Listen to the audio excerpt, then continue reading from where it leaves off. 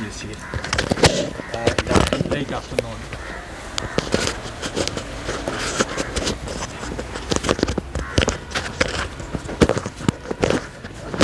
Oh.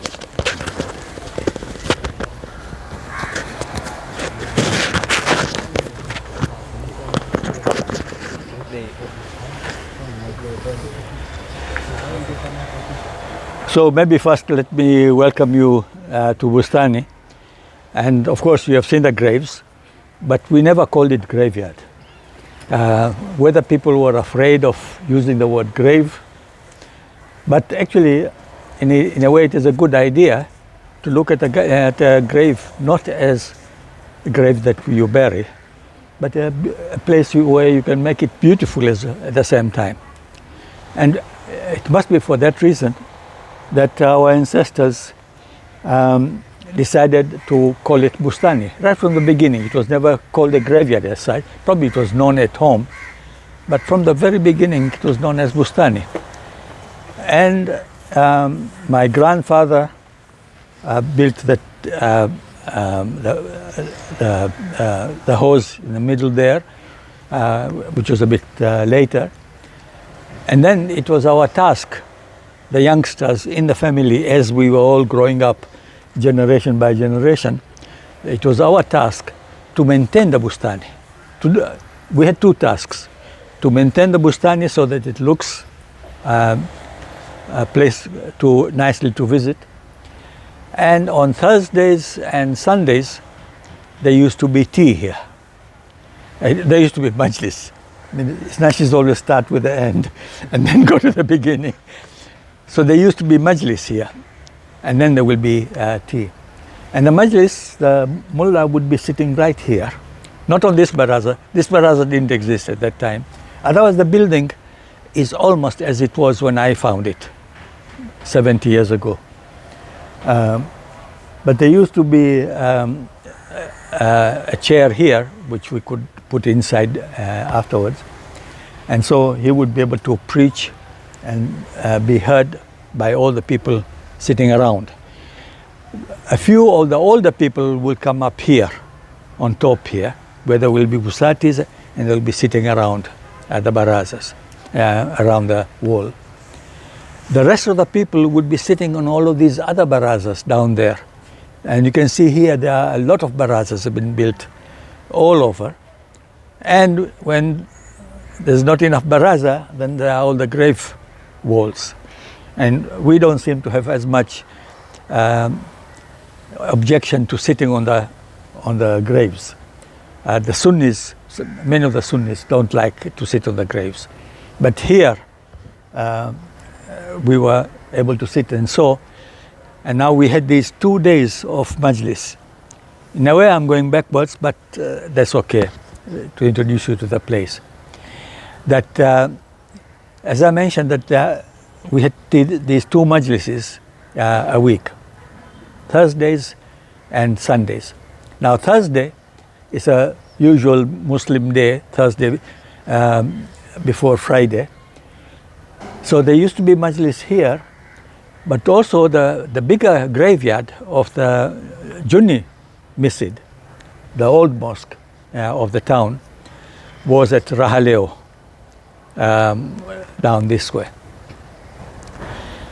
And so, since more of the snatches were buried there, on Thursdays, most of the people used to go there for the majlis and tea and everything else.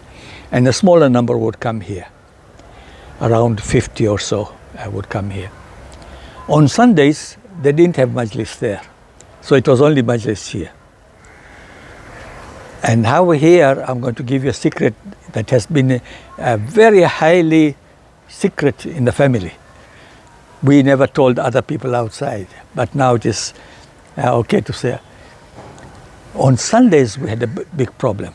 Since there was no majlis there was only majlis here, and majlis means for the snatches tea as well at the end of it. So that is one attraction, that there is tea here. The second one is that Nazimoja playground is right here. Just across here is the playground where they used to play football, cricket, and everything else. And the Snatchers were one of the teams playing cricket. Now the problem for us, myself and Banali, who is he's my uncle, but he's actually 1 year older than me, so we grew up together. So it was our joint job to maintain the Bustani and also make the tea. And we had a problem on Sunday. We never knew until the last moment how many people will come.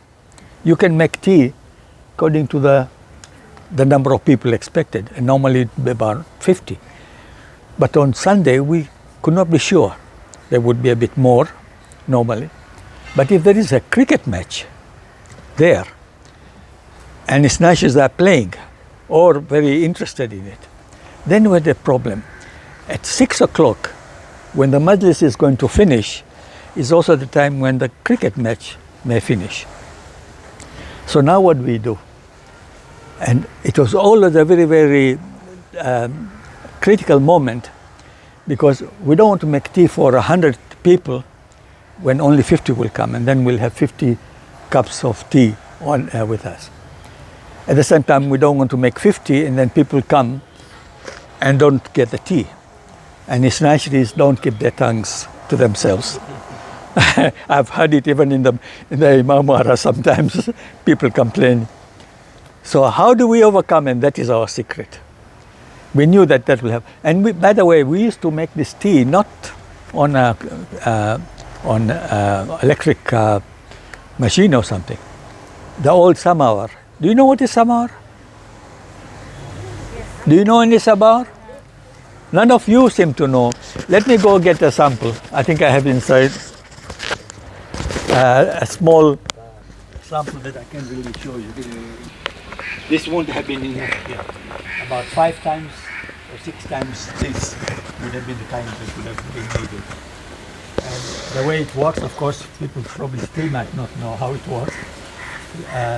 It covers below here, and you put the charcoal, and this is open here, so there is circulation and there will be fire. And they put the water inside here and it heat up, and then you put the tea. And that's how we used to make tea. So we had this samawar right here, just behind here, to make the tea. And so while we were waiting to see what finishes, not that one, what finishes first,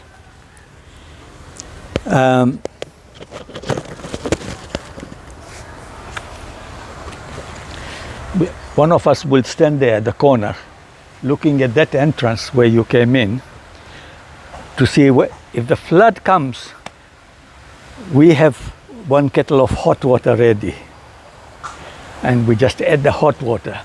Everything else is the same, but 1 kettle of hot.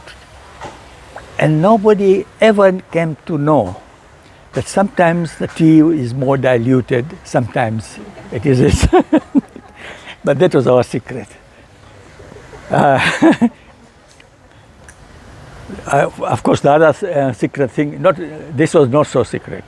Our job also to take care of Bustani is to make sure that every child who comes here, we used to have a lot of flowers. Of course, roses and kilua, and then there will be some fruits for Sadi, and the children will always want to go and pick them. And when 50 children come to attack the garden, so we had to maintain a very strict discipline with a stick and so on. So many other people would still remember us, but we could not piga sana. I mean, like in the mesoma. Anyway, so these are general talks. But let me start, because being Friday, some of you might want to go to the mosque as well. Let me start from the beginning of Bustani itself. Now here, because some of you are coming from the Federation archives, working there and so on, but others would also be interested how we know about our history. And I think I will sort of mention one specific case in our case here today, how we put together the facts of history, put together, and then we get the complete history. Don't expect historians to write. I'm a historian, I will write at some stage. But we also have to collect the information, put them together. Now in the case of this, and what I want to emphasize, that history is not written through documents only. Memory is extremely important, particularly for a more recent history. But sometimes even longer history we can get through memory. So if I start in terms of how this Bustani came to be established, we have to go back to 1880, which is about 140 years ago, when for the first time there was a split among the Khojas between Ismailis and Ethnaisharis. The split started earlier in the 1870s, I think around 1877, when some of the first Ethnaisharis were not barred, expelled from the Ismaili Jamaats, and then they came here, and I will go back to that part of the story. But when they came back here, among them was Dewji Jamal, and there were several others with him. Some of them were close friends, some of them had already were also coming from Bombay. So, but maybe I should not go forward too much. Let us follow Dewji Jamal, now how it came about, that this split came about in the first place. The story is, and I think some of you who have read the histories of Mullah Qadar Hussain, he writes about this himself, which is a very good source, that during one Muharram, I think it was, Mullah Qadar Hussain himself was a young student studying religion in Najaf. He was from India and he was studying religion there. And a group of these Khojas came there to do ziyarat. And they came to do ziyarat, and they were already there talking about Isnashri, that's why they went to see him and wanted to see the Marja as well, the Mujtahid. So Mullah Qadar Hussain asked Dewji Jamal, said, you have come for ziyarat, which is fine, but have you gone for Hajj? And for the Khoja Ismail, he said, what? Khoja? I mean, to go to do this Hajj. We are told that one ziyarat is equal to 70 Hajj. And I say, hey, that is wrong, because Hajj is wajib and ziyarat is not wajib. And then he went and told the Marja at the time that there is a group of people here, Muslims, but who do not know their religion very well. So he took them to see the Marja. And when they talked with the Marja, they asked that we need a teacher.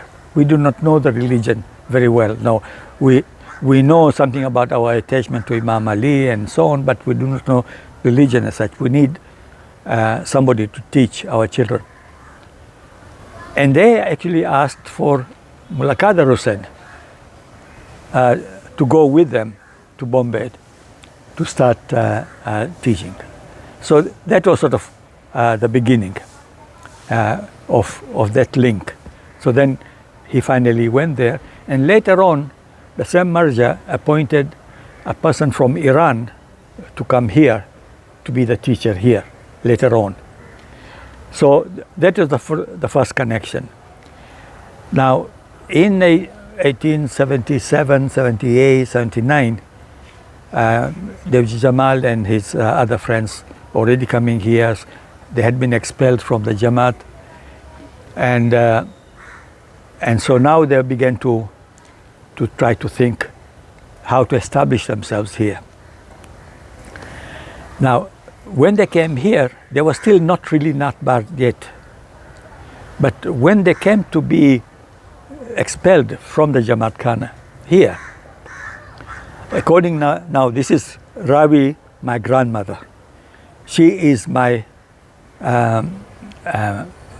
informer about these facts. But what is important is that you get oral information and then you have to check against written. That is important.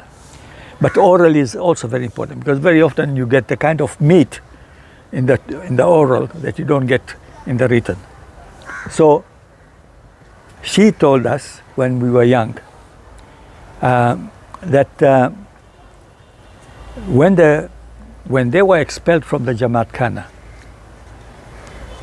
they immediately realized that now if any one of us or any of our children dies, then we will not be able to bury our dead in the Khoja Kabristan, which is at Nazimoja, in this direction, near the sea. So that disturbed him.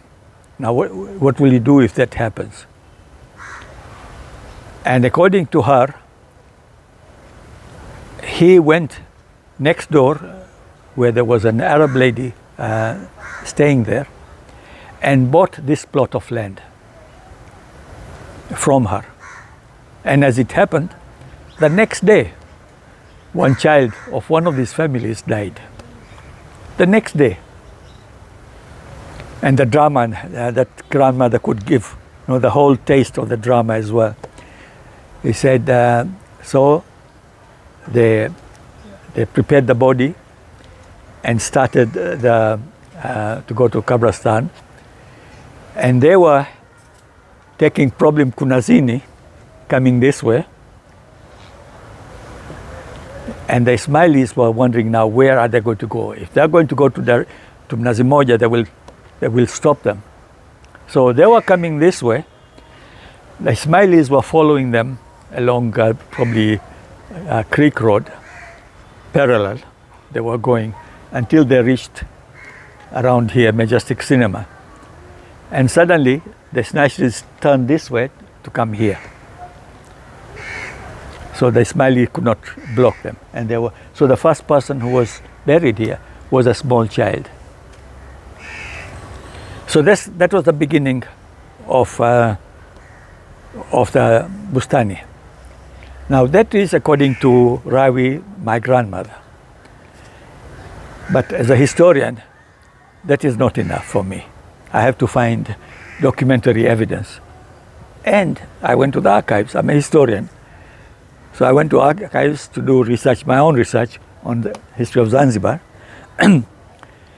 And because the Indians were, all Indians, whether Muslims or Hindus, were all considered as British subjects here at that time.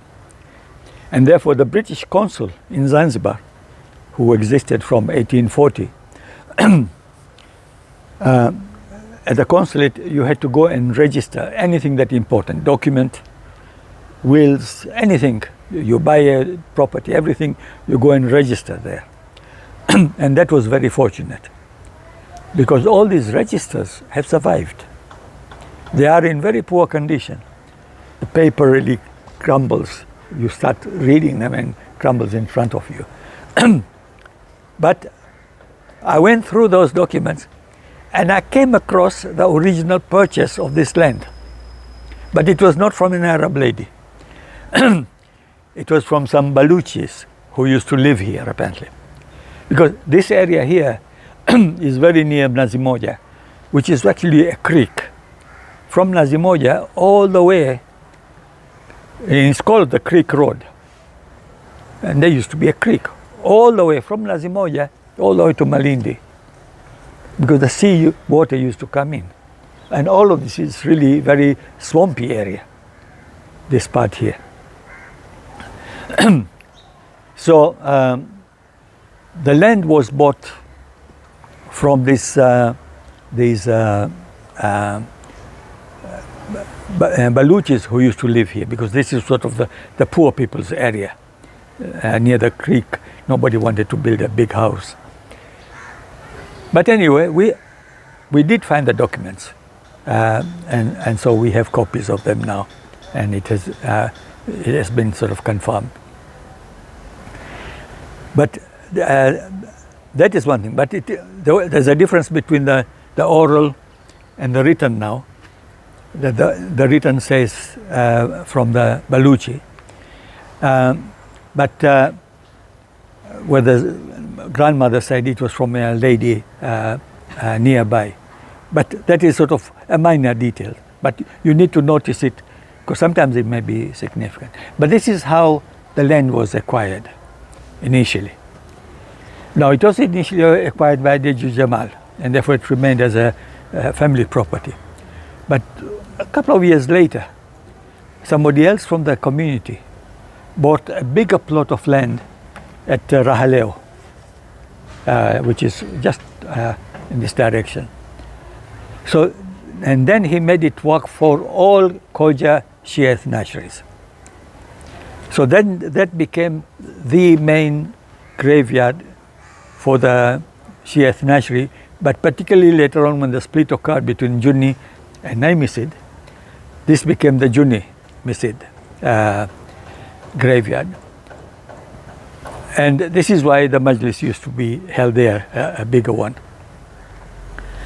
And most of the people were buried there. Unfortunately, being so close to town, when the revolution occurred, all burial in the town were stopped. And the Snashris and everybody else were given plots of land outside. So now the Snashris have another graveyard at Kwerekwe. And unfortunately, that graveyard, which would have been very historical for our community, now is all covered over by the mall, the Zanzibar Mall. If you see the Zanzibar Mall, it is lying directly over the graveyard area. But that is sort of one of the sad stories. The other story about the graveyard that I could mention is that, of course, in terms of burial here, we do not know many of the graves of the people who are buried here. We don't have the names. My cousin, Muslim in Arusha, he made his own research and tried to identify each of the graves and put the names onto this, and he wrote a short summary of it with even a map of all the graves. Now I brought 2 copies, but I think in Dar es Salaam you can make copies for anybody else who wants to do. So he found actually there are many graves we don't have. Now I'll start with the ones that are unique because they are not members of this community particularly, directly. Well, one of them is from the Datu family. Now, Datu became part of the Nai Misid, whereas we remain Junni. At that time, probably the division had not occurred. So one of the Datus is buried here. The others would have been in the other graveyard.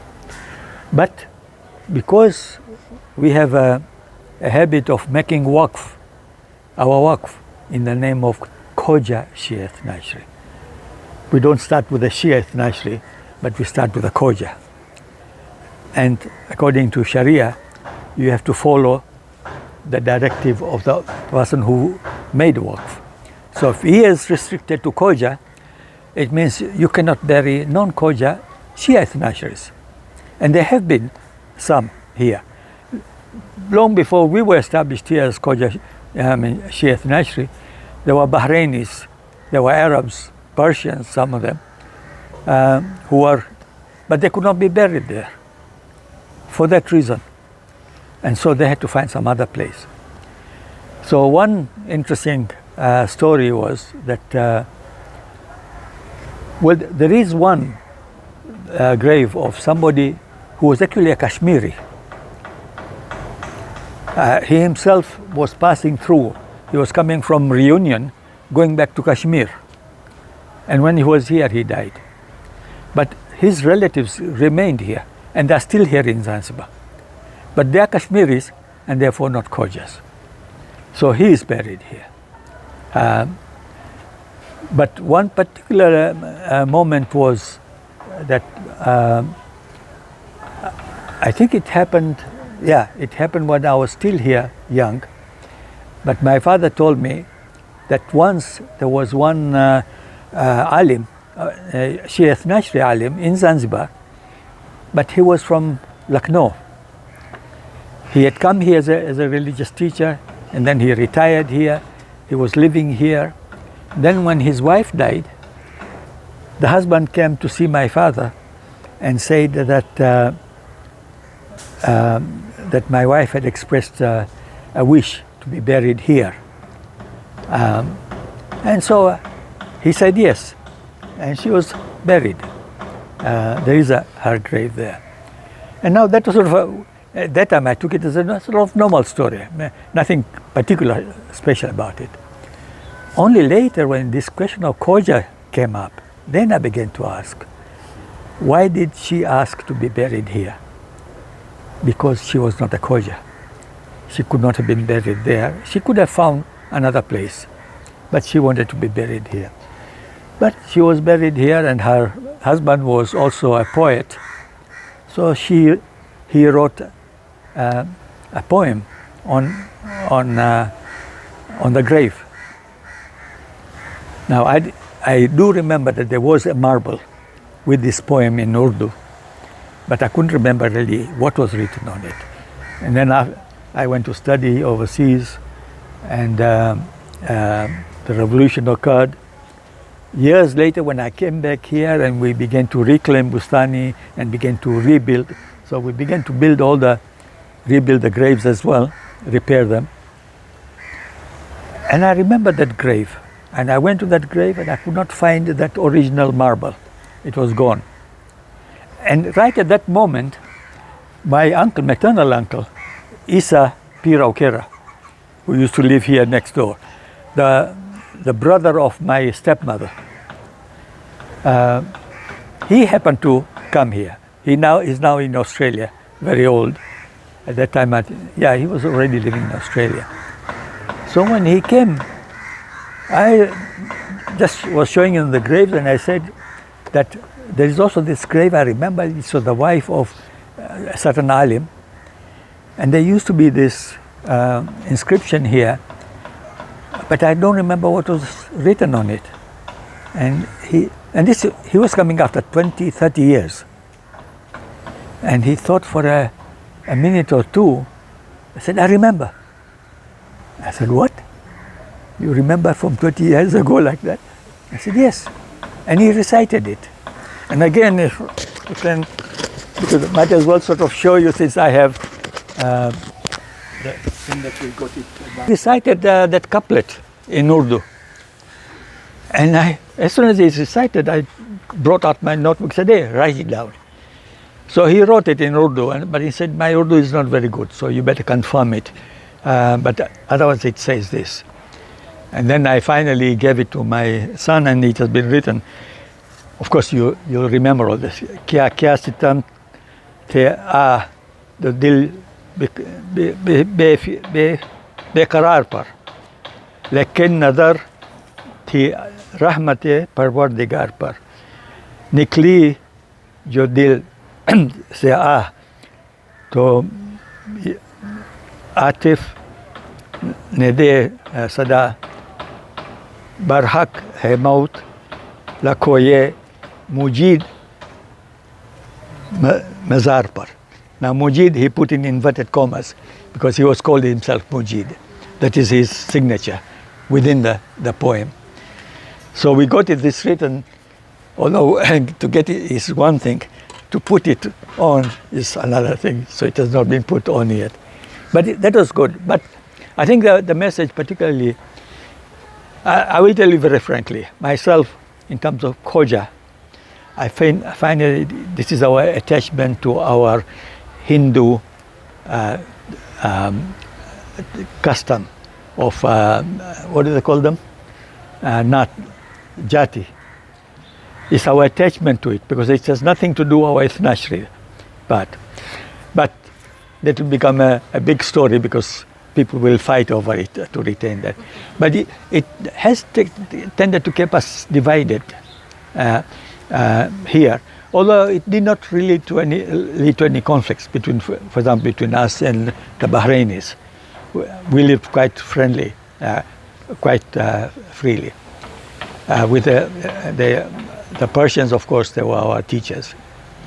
So anyway, I think as far as the graves, I should mention something, that among the oldest members of our immediate family, whom we know buried here, is my grandfather.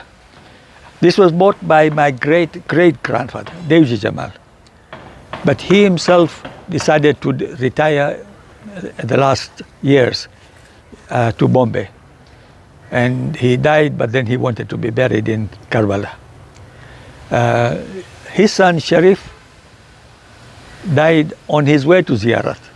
So he's also buried near Karbala. Then we come to my grandfather. He was buried here, and he was the oldest that we know from our immediate family.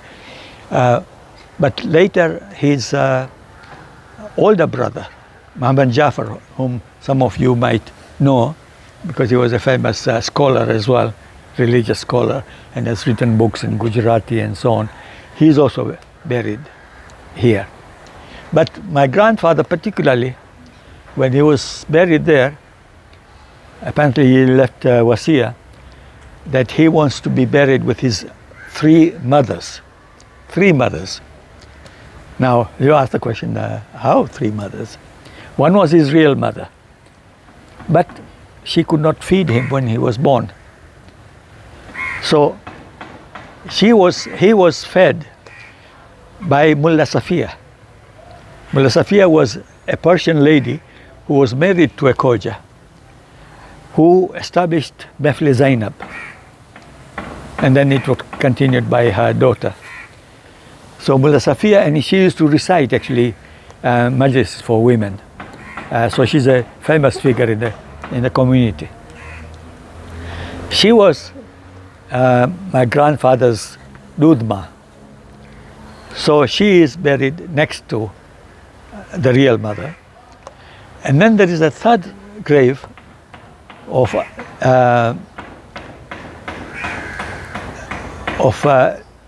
Bewa, a Khoja lady, who became Bewa here and had nobody. At that time, the families were rather small. So, and she had no relatives at all. So she was taken into our family. And in fact, she was alive when I was growing up. And I must admit now, I should express my regret actually at her grave, that we used to make a lot of fun of her, because she lost her eyesight. She did not know Kiswahili very, very well. She spoke only Kachi. And she used to talk a lot. So if we see somebody talking too much, she said, "Naongea kama Bimasi."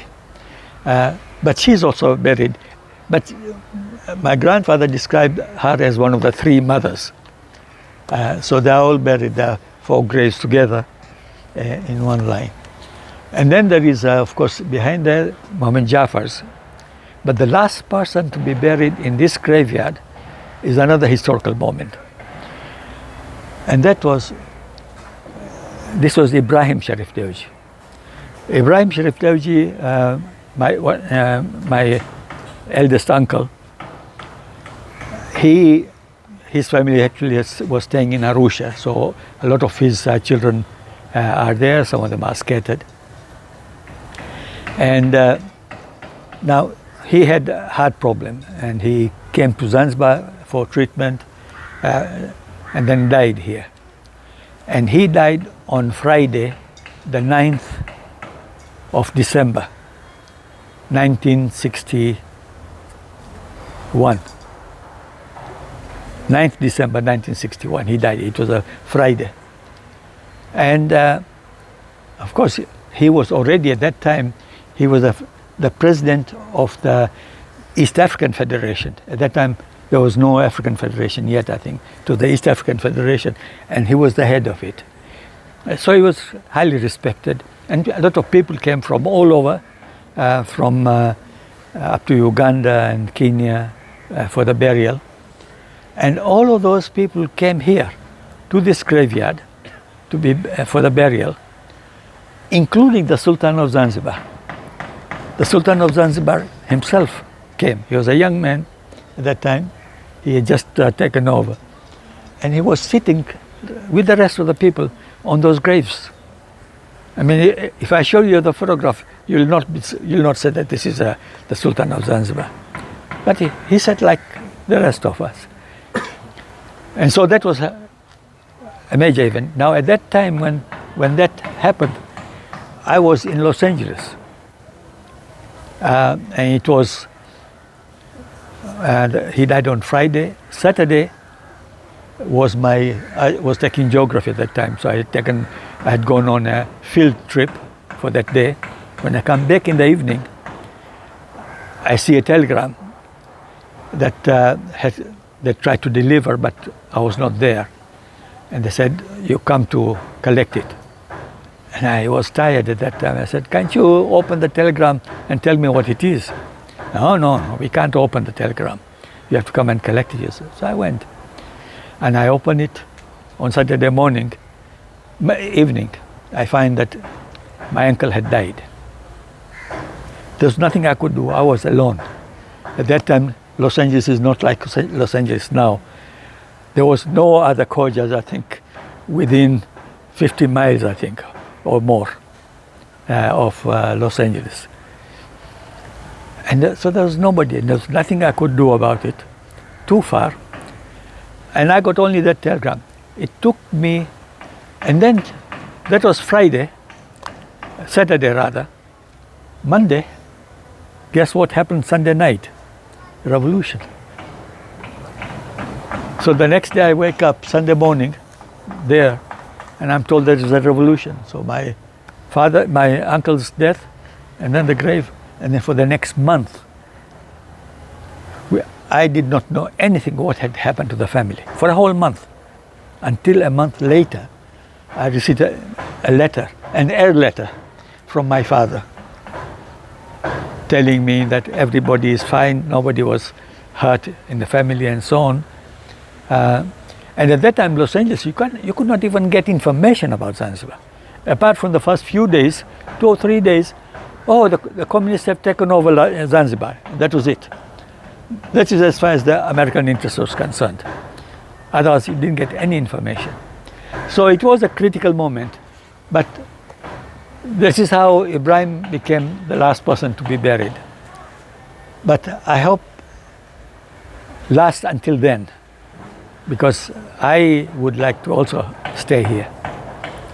Right now I've been enjoying my stay here, but I do not want to go away from Bustani. So this is my wasiyat, those who are listening to me. Okay, now maybe I could stop here as far as Bustani is concerned, if there are any questions that you would like to ask.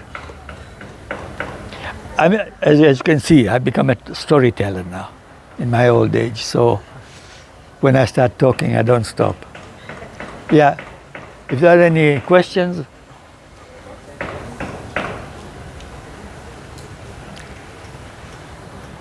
If there isn't, people can still ask later on, but I want to go now to the next stage, because the establishing of the graveyard was one small event in 1880.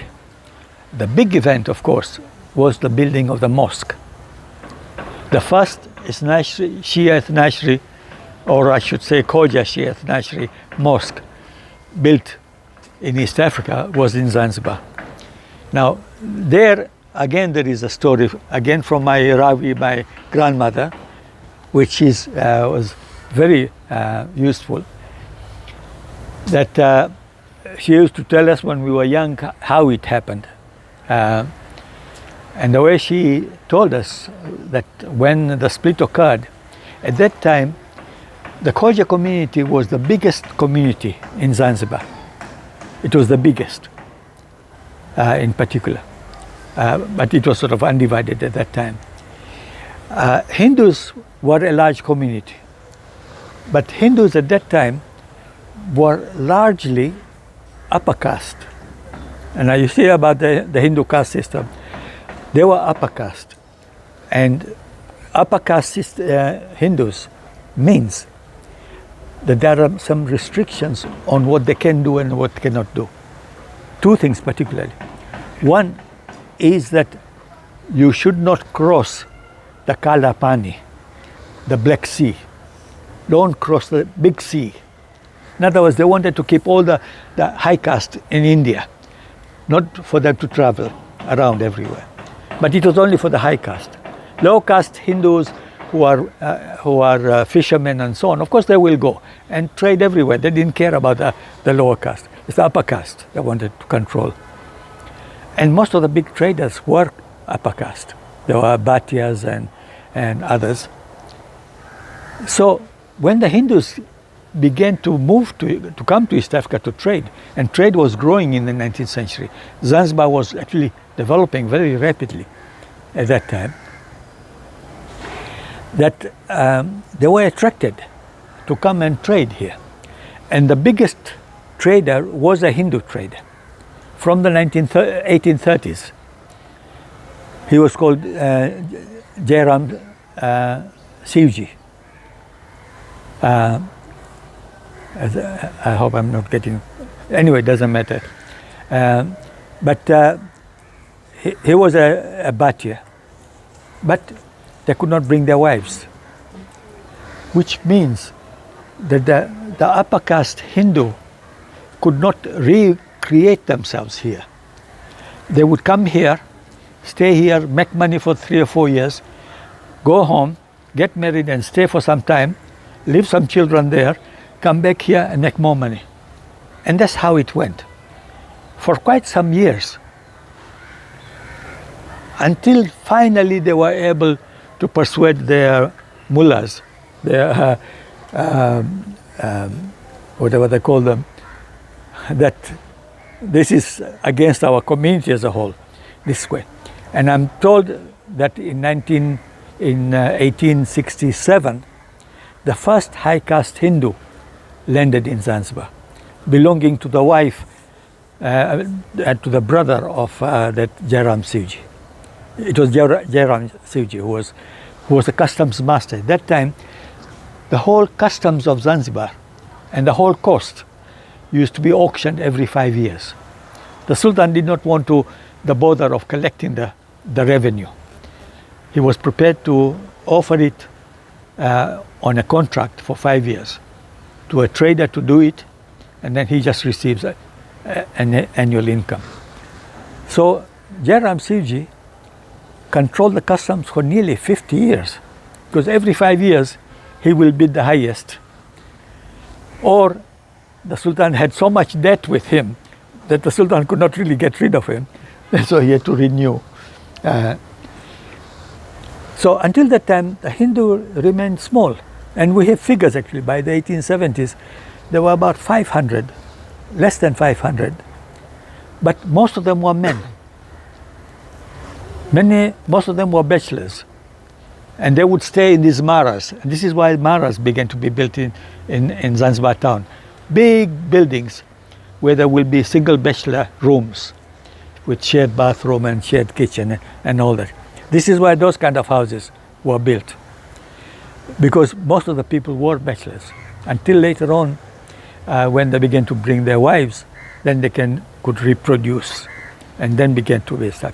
Khojas were different. Khojas, being Muslims, they were able to bring their wives. Some of them married local women here as well. And then you begin to find that the communities were growing. And we have statistics showing how many men, how many women, how many children existed, for example, in the 1870s. And something else that some of these Europeans who wrote about the Khojas, that even at that time, and I'm surprised actually myself, because I've studied the history, that even at that time in the 1870s, they had already begun to intermingle with the local people, begin to speak the local language, even intermarry with them, wear their clothes as well. Kanzu and kofia became normal with the Khojas. And a Christian doctor, European doctor, wrote, actually at that time, and I still can't believe it, he said, to all intents and purposes, Khojas have become Zanzibaris in 1870s. So when I see him dressed that way and I dress this way, I find actually we have a long history. But this is important, particularly in Zanzibar, that this integration. Very often we think, that we come here, we are Indians, and we remain Indians. We can't remain Indians for very long. We become local.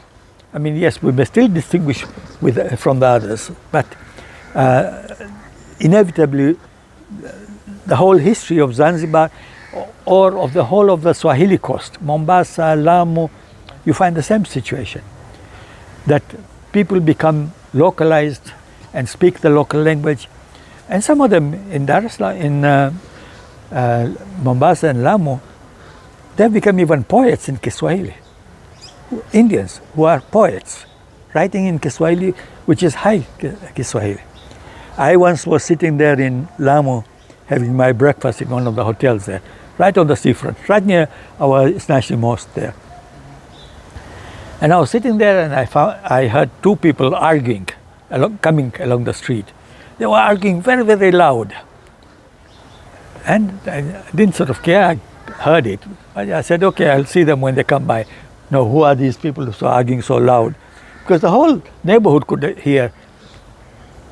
And when they passed, one was a Bohora man and one was a Swahili man. And they were all arguing in Kiswahili. And I could not tell a difference between the way they even talked. I could not make a difference. Local people probably would have been able to make a difference. And I think that is also true, particularly as office nationals in Zanzibar. We became really thoroughly localized. If I try to speak Gujarati here, all of you will laugh at me. Although I grew up in a Gujarati family, and my father insisted for us to speak Gujarati, but I still couldn't. I react against it. We grew up speaking Kiswahili. That is our tongue. And actually I tell people, so you're asking me what is my mother tongue. The language that I was speaking with my mother and my grandmother was Kiswahili. So you tell me. Because that mother tongue means that. So we become localized, and I don't think we should resist it. I went once to a Bohora shop. Bohoras, Hindus, and to some extent even Khojas, Ismailis, still try to hold on to Kachi and so on. But Bohoras particularly. I mean, there's also almost a farman that they must speak Surati Gujarati, not any Gujarati. So I went to buy, at that time Zanzibar, I mean, we have electricity now. It has not always been there. I mean, even after the revolution. And I was using at that time kibatari, I mean this fanosi. Do you people know even what is fanosi? Kerosene lamps. Kerosene lamps. And so I went that day to go and buy the wick of a kerosene lamp. And most of the dealers are Bohoras. So as soon as when I reached the shop, one Zanzibari came in front of me, and he asked for the wick as well. So when he finished, and I wanted the same thing, so I also came there and told the Bohora, na mimi nataka utambi. Utambi is the wick. And the Bohora old man just sort of looked at me straight in the eyes like this for a whole minute, and then said, "Samati Gujarati nati bolto."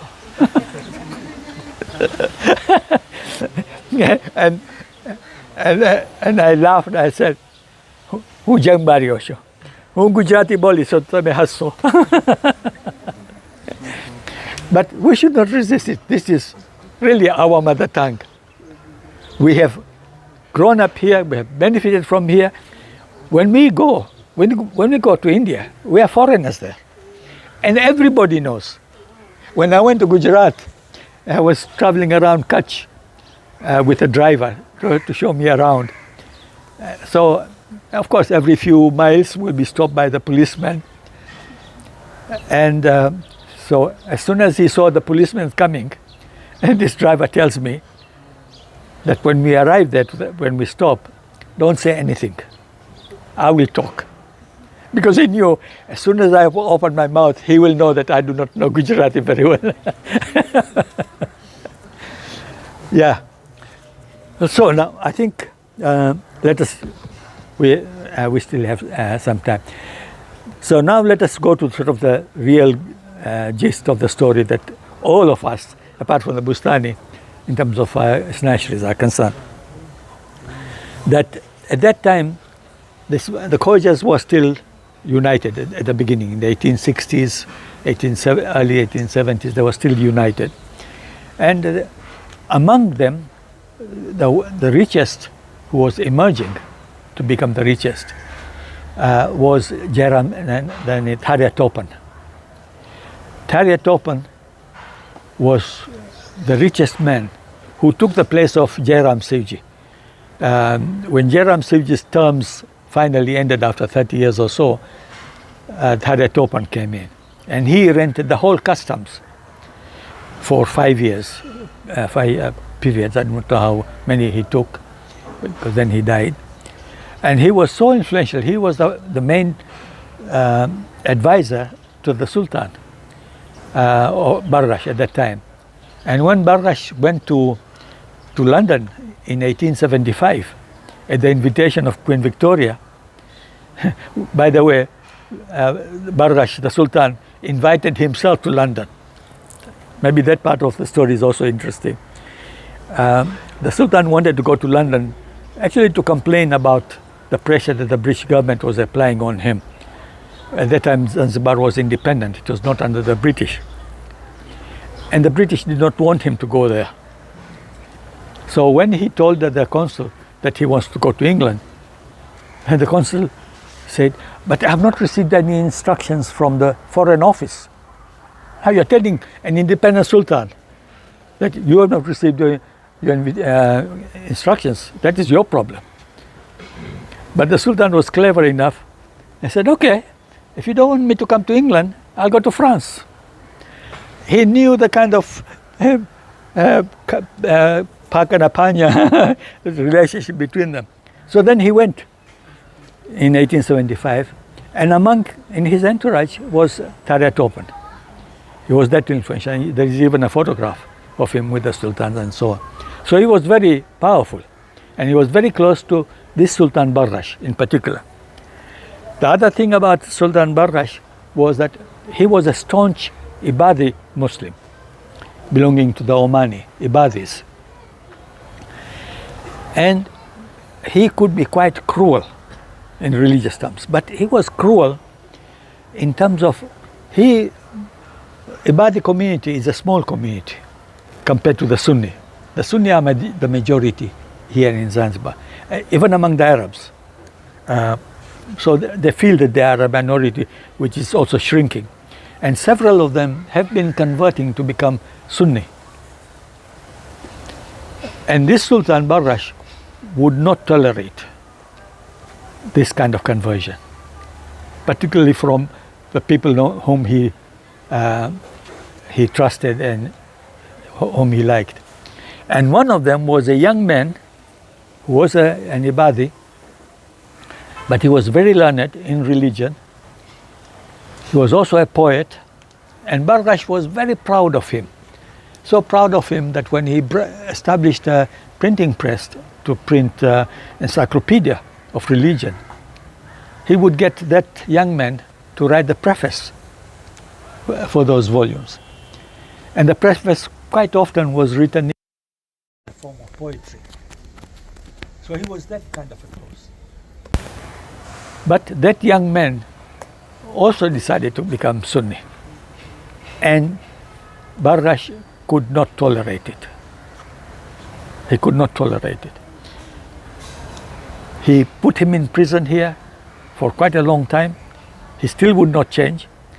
Exiled him to Oman, and then finally came back, again imprisoned, until finally the young man was persuaded that you will die in prison, you better go back and become Ibadi.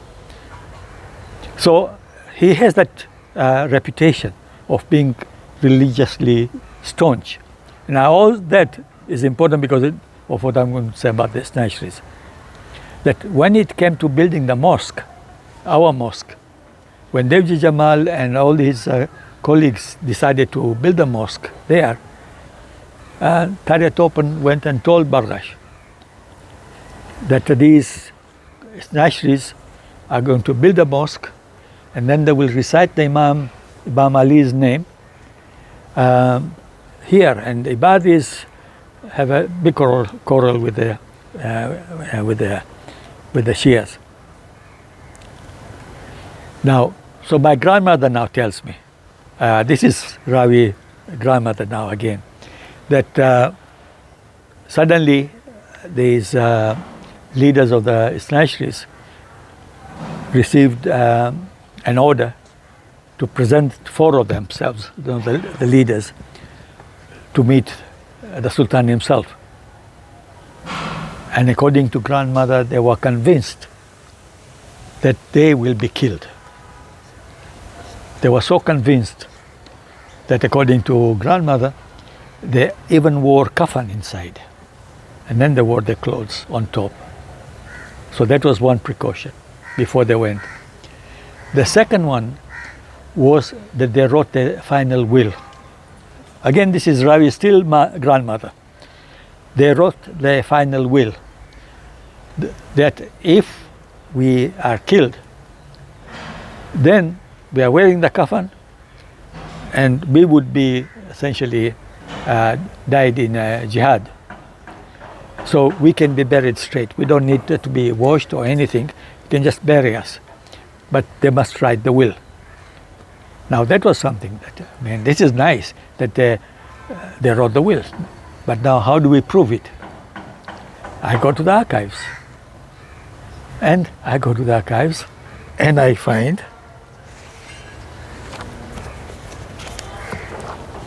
at least 3 wills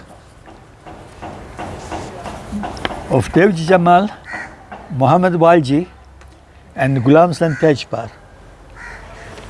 They all wrote their wills, and they were written at about the same time, the same year, because the numbers are all in 1880, but they are registered immediately, one after another. So in other words, they actually did this. What grandmother was saying was literally true, and I have a document now to show it. And so these, and there are a lot of these kind of documents in the archives here. Unfortunately, a lot of these old paper, especially by the 1880s, they began to use paper made out of, with acid. Acid was being used in the manufacture of paper. And this paper begins to crumble very quickly. So all the later documents from the 1880s onwards, they become more fragile. The earlier documents, which were made sort of traditionally, they are perfect. They are still jumping around. So unfortunately, a lot of these documents are disintegrating right in front. And now, and unfortunately, when I was doing it, I mean, even to get this photocopy, I had no way except to ask the people there to make photocopy for me. But at that time, to do photocopy, you had to take that old volume, bound 100 years before, turn it around, to do each page, turn around again, turn the page, and we were destroying the pages. But at that time, we really didn't have any alternative. Well, there was alternative. They should have microfilmed all of them early on, but they did. So, anyway, now the question is that are they going to be executed when they went to see the Barghash? But something else that is important about Zanzibar. Yes, there are people who are religious now who can be quite extreme sometimes. But one of the culture of the merchants all over the Indian Ocean, and it is not only Indians, but Arabs, Indians, Chinese, all of them in the Indian Ocean before the coming of the Portuguese and the Europeans. The Indian Ocean was a big ocean of trade. And when you come to trade, and somebody comes to buy from you from your shop, you don't ask his religion first, or look at his color of skin. You want to see the color of his coin. And the same way, when a person comes to buy, he is looking at you to get a good deal, a good thing. And so there's a Swahili saying here that banyan ni mbaya lakini kiatu chake ni dawa. That a Hindu may be a bad person, but his shoe may be a good medicine. His shoe is a good medicine. Because there are some of these beliefs, so there are some of these types of shoes and so on, and they are good medicines. So there has always been this kind of tolerance in Zanzibar itself. We have had many fightings, wars, everything going on between the Arabs and the Portuguese and British and Arabs sometimes. There was no fighting between Muslims, between religions.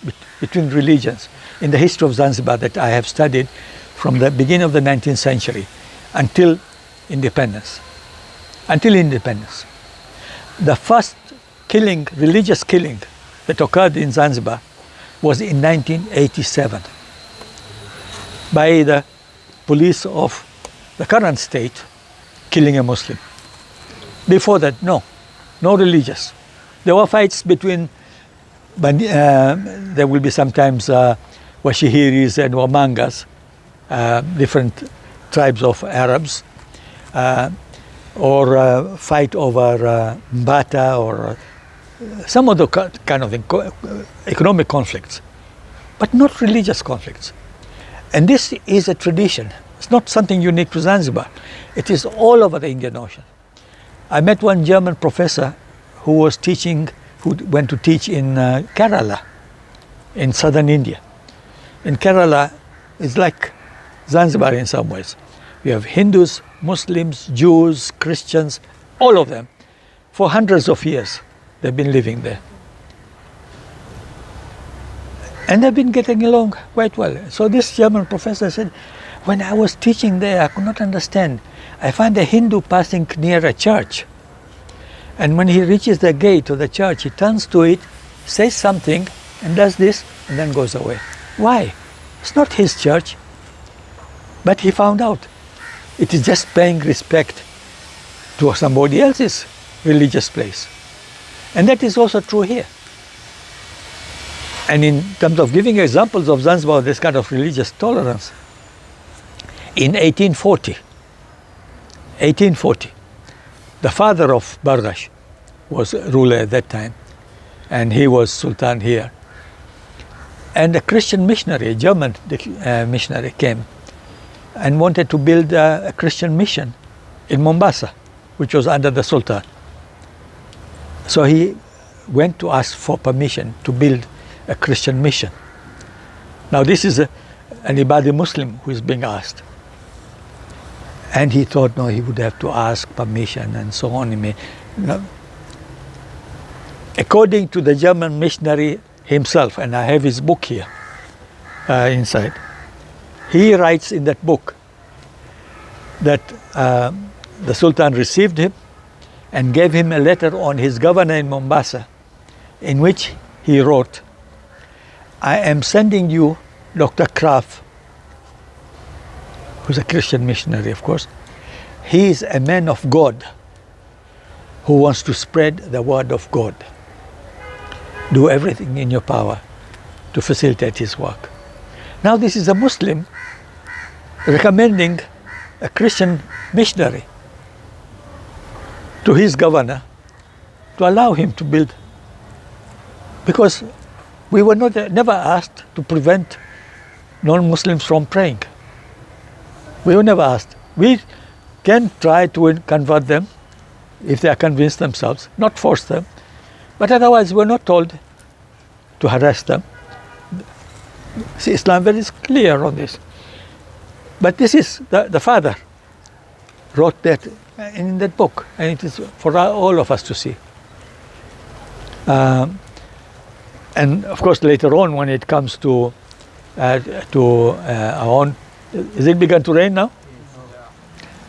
Well, I think I've almost come to the end, but let us then, say if it is raining, let us now move inside.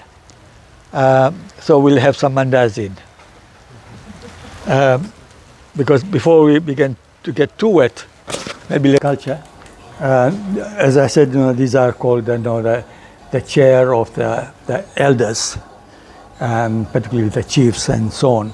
And typical of Lamu, more than Zanzibar itself, but from Lamu, this was common. And actually my great-grandfather, Sharif Dewji, and his brother, they were involved. One of the businesses that they did, both particularly in Mombasa, more than here, Jafar Dewji in Mombasa used to have a curio shop, what now we would call curio shop, for tourists, in the 1890s, 1900s or so. And there's even a picture of his shop. Jafar Dewji himself was particularly interested in a lot of these antique things. All of them, Islamic, Swahili, and everything. He was selling them, but he was also a big collector. And it was inherited by his family until they got dispersed from Mombasa. Now we do not know where the collection has gone, which is unfortunate. Sharif Dewji was not as interested in these antiques, unlike me. But I found this one at home when I was growing up. And we used to, actually it was just put there, and we used to play and jump over these all the time. And we even tore these strings here. Playing around too much, it was sort of broken in places. But I remember actually when I was in my teens, I decided, well, it will be my job to fix it. So I fixed it. So this piece, this part here, that you see, it is still strong. It is my handiwork. I wanted to do like this, because this is the artistic part. Mine is really rather simple and completely wrong the way it was done, but it doesn't matter. I put my conservation work there. So there is that part of the history there. The other part of the history of the family now, much more, is that board there. Because one of the businesses was to sell tobacco.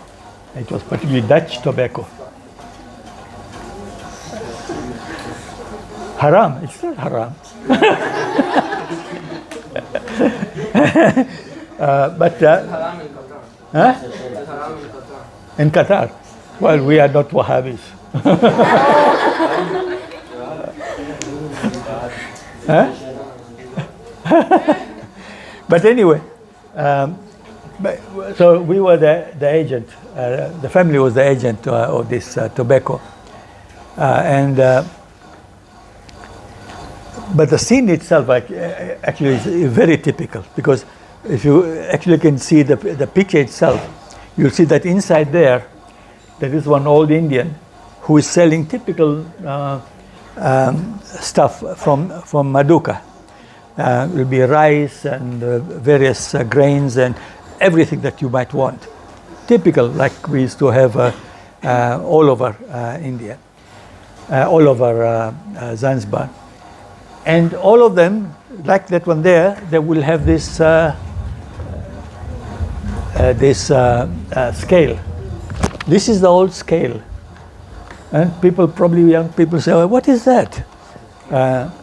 It is a scale to sell everything, from rice, sugar, everything.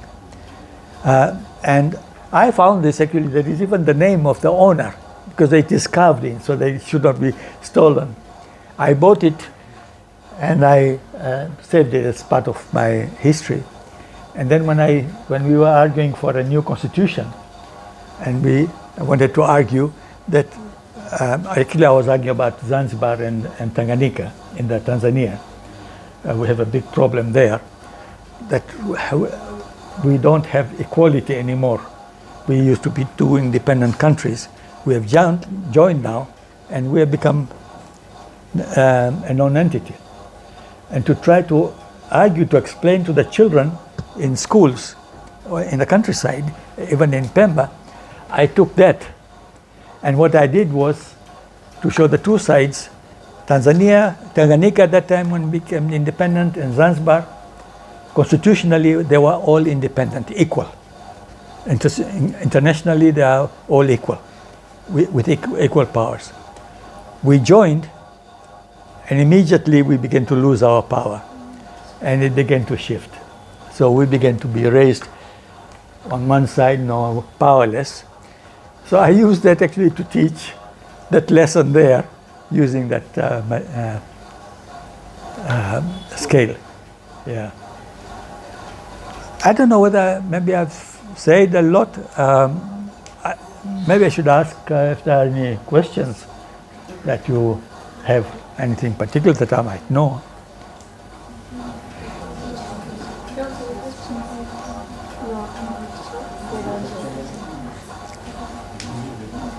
What does that signify? Dao. Well, the Dao is the sign of the culture of the Indian Ocean. And the reason why, and I think this is very important, because some of us, our history starts much later. But the Dao was critical in uniting East Africa with Arabia, with Iran, with India, and even beyond, even up as far as Southeast Asia. And something else that's connected with the Tao, which is also very important, that I used to be very aware, but now you don't become aware of it at all. But when I was growing up, we knew the seasons very well. I mean, here now we know rain or hot, and that is it, the difference between the two. At that time, we knew the monsoons. Now, I do not know how many people would know the monsoons. Monsoons become critical because the monsoons means the wind blows in one direction for 3 months to bring all the people from India, Arabia, the Gulf, all the way to Zanzibar. Once they arrive in Zanzibar by November, December, Zanzibar town actually changes, used to change. Suddenly you begin to see a lot of people wearing this kind of dresses and selling these dates or busatis and all a lot of pots and pans. I mean these earthenware pans, pots, which would be made in Yemen or in the Gulf. And they would all be, people sort of be walking around and selling. And of course, the grandchildren, the mothers and the grandmothers would tell the naughty ones, said, wewe, tamwita nani yule Msuri, people from Sur, who used to be notorious, who would kidnap children. Would kidnap children and take them. And there were cases, and this happened quite often actually. And there were stories, like one was kidnapped like that one and put in a bag, and he was being carried at the back. And a clever boy, found a hole and took out the finger and began to move the finger, and that's how he was saved. So that used to be, the monsoon became really a major, and even the Zanzibar harbor would change the view. I mean, you will get about 300 big dhows. These are big dhows coming all the way from India and Arabia. So that one is quite central to the Swahili culture as a whole, but the Indian Ocean as a whole, in fact. And there are some of the boats that were borrowed all the way from Indonesia. We have fishing boats called Ngalawa with these outriggers on the sides. They were borrowed all the way from Indonesia a long time ago. Professor, have you published any books that you would give it access? Well, I mean, I have published books. I mean, until now, there have been scholarly kind of books. My first book was on the history of Zanzibar itself, but it is economic history. It is how Zanzibar arose to become a big power. And I must say, because it is academic, even my friend, there's one friend who is quite learned himself, who has a degree, but he finally said, your book is unreadable. And I'm surprised, actually, because I think it's my best. But then I wrote another one, which I am equally proud, specifically to deal with the Indian Ocean, the dhows. And in fact, I titled that book, The Dhow Culture of the Indian Ocean, because it creates a common culture through the dhow, mostly. And these are available for purchase if you wanted to buy them in bookstores? Yes, now the dhow culture is available, I think, probably opposite the post office. The problem is that if you go there, they will charge you tourist rates, which is quite high. But let me show you actually the book. Who handles this? Well, you come back in. Maybe I'll go to.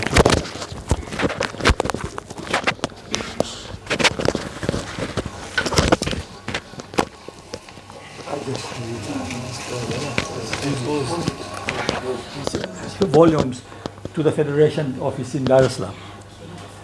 So you can take them now, and then if you need more, some of them I have extra, a few I have extra, others I don't have, but we can order from England. Some of these are still available, but these you can take there so people can be. Thank you. Yeah.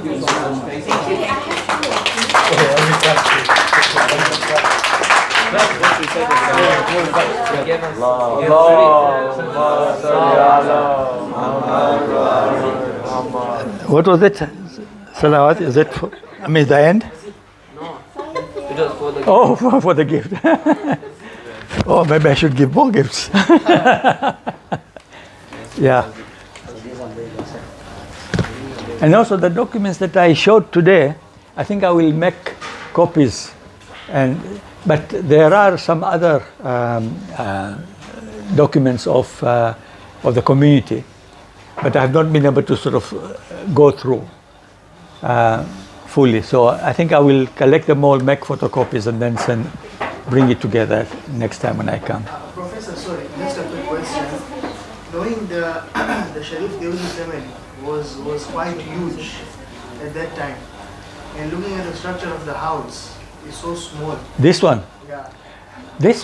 we never lived here. Oh, okay. This was a graveyard. This was a graveyard, and this room that you see now, including these two small rooms, which did not exist separately, it was just one open hall. It was just an open hall. And nobody lived here at that time. Used to be majlis outside, and whenever it rained, like today, we came in here. And this is the purpose, to provide a place where you can still have majlis. Otherwise, it was a place where we kept all the busatis and all the crockery that would be kept inside here and locked. And there used to be only a watchman.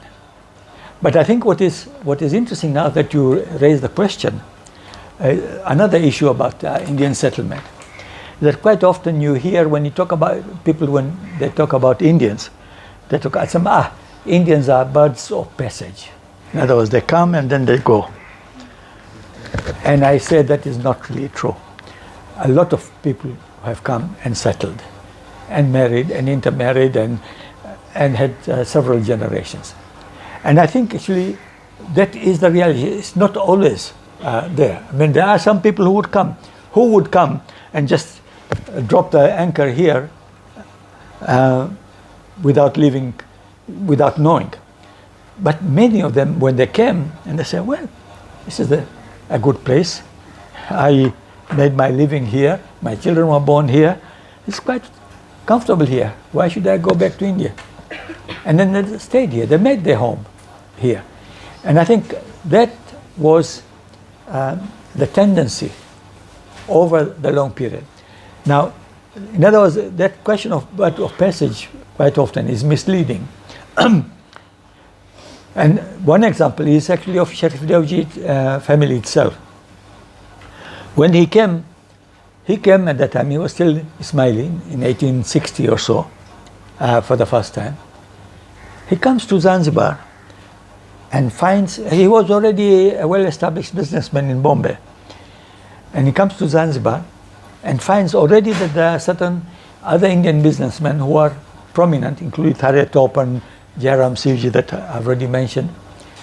And he was even involved in consultations about exchange rates and so on in the 1860s. But if he arrived here in 1860, within 2 years, he buys a plot of land to build a house. And then if you go and see that house, it is a 3-story house. Now, which bird of passage will build a 3-story house?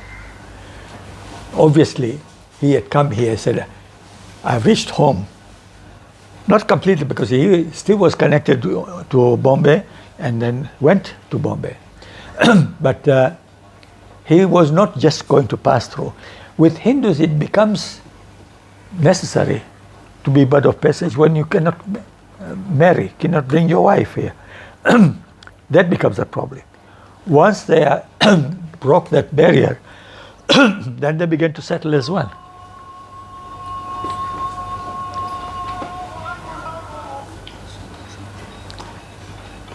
Yeah, any other question? So, Professor, what inspired you to come and live at Bustani? Well, the way it came about, when the revolution occurred, I was out of the country. And actually, I was very attached to Zanzibar. I was determined to go back.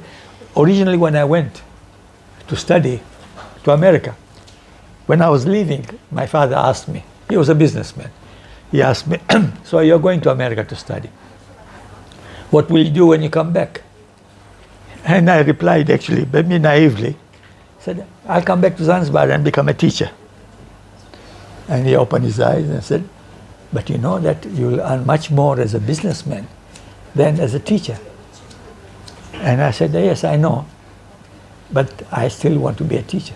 I did not want to become a businessman, actually. Partly because of the experience of Arusha.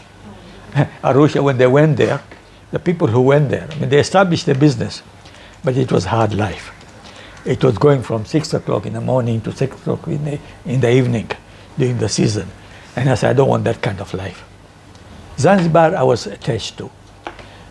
So I wanted to come back here to teach. But then when the revolution occurred, everything was really topsy-turvy. I did not know really whether I would even be accepted as a national. I would be allowed to come to Zanzibar. But all the time I was still attached. Wanted to come back to Zanzibar. And then when I was finishing my master's actually in Los Angeles, they were expanding these universities in East Africa. They had already built Makerere and Nairobi, and then they wanted to open one in Dar es Salaam.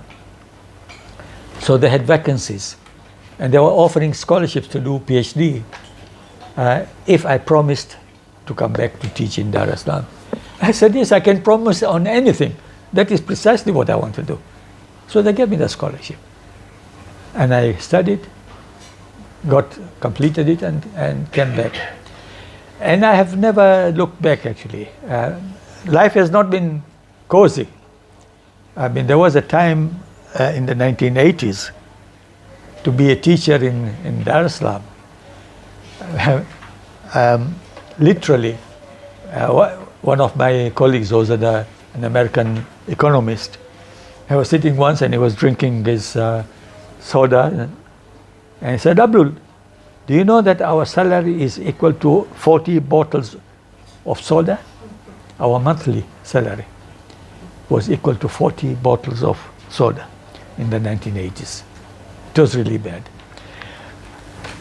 It was never extremely well, but I've never had that kind of desire to. I was happy that as long as the salary is enough to live on. I was happy doing the work that I was doing, particularly the history that I was able to do. I'm happy with that, particularly writing the history of Zanzibar itself. And now, in fact, a lot of these are very scholarly kind of books. Some of them are not as scholarly, but some of them have to be. But I decided in my retirement, I should write now a book as a textbook, history of Zanzibar, from the beginning to the present. So that's what I'm doing, one of the things that I'm doing now. I had a question. Yes. Before the Sultans came in and we came here and fought the Indians, what religion did the Africans follow? Religion. Yes. Islam has come to Zanzibar for more than 1,000 years, almost as long as India became Muslim. In fact, there are some people here who argue, in fact, there's even a mosque. They have put a board, which is not true, but it says Islam reached Zanzibar before it reached Medina. That's what they claim. Because Islam arose, of course, in Mecca. After 15 years or so, then he migrated to Medina. Now, at that time, there were some Muslims who were sent by the Prophet himself to Ethiopia, as we know. So they were sent to Africa, and they were received by the Christians there quite well. And so there was good relations there. But some of these Muslims elsewhere in Africa want to claim that Islam reached here earlier. But we have evidence now, that Islam has been here for more than 1,000 years. We have a big mosque at Kizimkazi in the south here, which is it is a small mosque. And from the outside it looks very, very drab, nothing much. You go inside and you see the mihrab and you see the Kufic inscription on the wall. That is dated to 1107. And that mosque is still standing. It is the oldest standing mosque. And there are many other mosques all along the coast, from Lamu to Kilwa. Big mosques, some of them, that would accommodate 1,000, 2,000, 3,000 people, like in Kilwa. So Islam is a very old religion here. And so you have Kizimkazi. There's also Tumbatu Island in the north, where there are some old mosques, which seem to be similar to the one in Kizimkazi. And then elsewhere in Pemba also there's a mosque going back to the 14th century, which was huge. It was huge, and it was visited by scholars like Masudi, Ibn Battuta. Ibn Battuta, when he came in 1300s, he saw the mosque in Kilwa, which is still standing. So Islam has a very long history, and the long history, in fact, what is interesting that you may not have always heard, that there are a lot of people here along the whole coast who claim to be Shirazi. Majority, local indigenous people. If you see them, you'll say that they are African and so on. But they said we are Shirazi. And for a long time there has been a lot of debate whether they are real Shirazis or whether they are just people who are using the name. But there is good account, good history that there were Shirazis who came from Shiraz in the time of the Abbasids, the last days of the Abbasids, who came, and they were actually Shia. I am convinced now.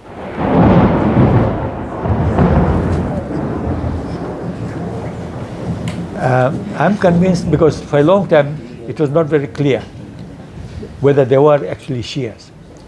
But there is evidence that when they were coming, they passed Mogadishu, and they said, here there are only Arabs who belong to a different sect of Islam, and therefore we won't stop here, we will go to Kilwa. And they went to Kilwa and established their dynasty. And we even have coins of the first ruler, Hassan bin Ali, that goes back to the 12th century. Hassan bin Ali coins everywhere. One of them was found all the way in Australia. And even silver coins of the son of Hassan bin Ali have been found in Pemba. So there is a very long history. But again, the reason why there were Shias here is because of the persecution of the Umayyads and the Abbasids there. When they were being persecuted, many of them took refuge in East Africa. And so that's why they established. Professor, one last, this is my final question. I think then we can wrap up. The word Jangbar, it's a common word that is used amongst the Khojas. Yeah. Where did this word Jangbar come from? Because you don't hear it, the locals basically. It's usually Naina Mongolia and Naina Zanzibar. But if you ask the Khojas, they tell Naina Jangbar. Jangbar. So the word Jangbar, why Jangbar? Well, one is, of course, Gujarati and Farsi are Indo-European languages, very close together. And the word jungle, and no, not jung war, it's not war, jungle means forest. And I think that's probably one possible origin. The Jangbar comes from Zanzibar, which is the Persian, Zanzibar, which has been sort of modified now, and it may be the original term was a term that was used to refer to the wild people of the forest, jungly, that kind of. So that is most likely. And the earliest version was probably Zanzibar, which may be Persian. But Sayyid Akhtar Rizvi, the one who has written a lot of our history, he says that the first reference to the word Zang occurs in after the Karbala, when the fourth Imam was being taken to Damascus. And he recited a poem in which he says, I'm being taken to Damascus like a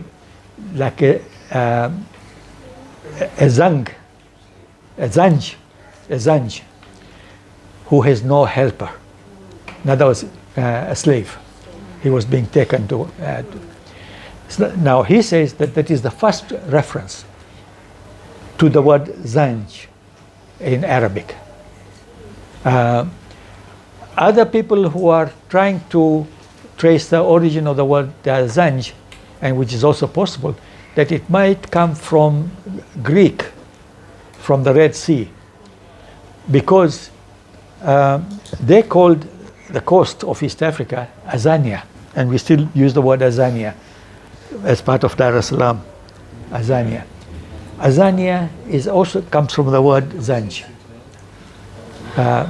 So it may be that there is a Greek origin as well, which may have been taken over, adopted by Arabic and Persian, and so on. History is always sort of. I think we'll end here because it's nearly namaz time now. But let me take this opportunity on behalf of all of us. Oh, but we have not had mandazi yet. Yeah, we have the Mandazi. Let me just briefly tell you on what the mission of this journey is to Zanzibar.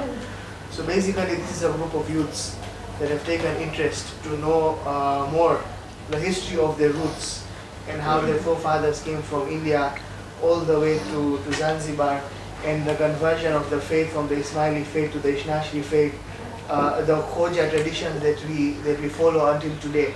So they are on a mission basically to know what their roots are and what their identity is. So they have taken this interest. But on behalf of all of us, let me take this opportunity to thank you first for allowing us to be your guests for today, for giving us the small insight on the history of Zanzibar, and more importantly, you are the great grandson of Dewji Jamal. It is because of Dewji Jamal that we have all become Khoja Shia Ithnashan.